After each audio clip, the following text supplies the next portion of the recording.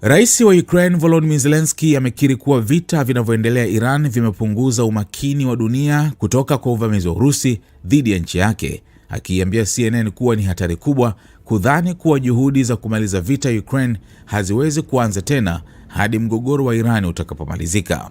Akizungumza na mtangazaji Christine Amanpour kutoka ofisi ya rais mjini Kyiv, Zelensky alisema kuwa ingawa mazungumzo ya kiufundi na Marekani yanaendelea, haoni fursa ya kukutana hadi swala la Iran litakapofungwa.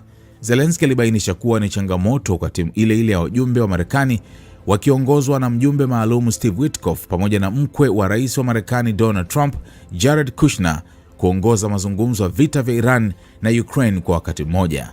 Aliongeza kuwa ingawa anaelewa kuwa Marekani kwa sasa imejikita zaidi katika vita vya Iran, ni muhimu kutosahau hali ya Ukraine ambako mapigano yanaendelea kila siku. Kiongozi huyu alisema si sahihi kusema kuwa tutazungumzia Ukraine baadaye kidogo. Ukraine si baadaye kidogo. Ukraine tayari ipo katika janga kubwa. Tunapaswa kutafuta njia ya kushughulikia mambo haya kwa wakati mmoja. Zelensky pia alieleza kuwa vita hivyo vimesababisha kuchelewa kwa baadhi ya usambazaji wa silaha muhimu kwa Ukraine, hasa makombora ya ulinzi anti-ballistic missile, akisema nchi yake haipati vya kutosha kutokana na uwezo mdogo wa uzalishaji nchini Marekani.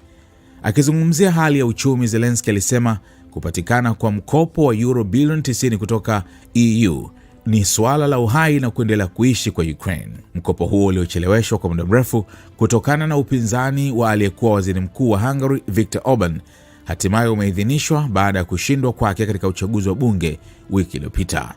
Zelensky aliambia CNN kuwa bila fedha hizo, Ukraine inapata ugumu kuzalisha kiwango cha silaha kinachohitajika. Alitoa mfano wa drones za kuzuia mashambulizi, akisema kwa sasa wanazalisha takriban 1000 kwa siku, ingawa wana uwezo wa kufikia 2000 kwa siku. Lakini hatuna fedha. Hili ni swala la maisha yetu la kuendelea kuishi. Kwa ajili ya kujilinda tunahitaji fedha hizi sana, alisema.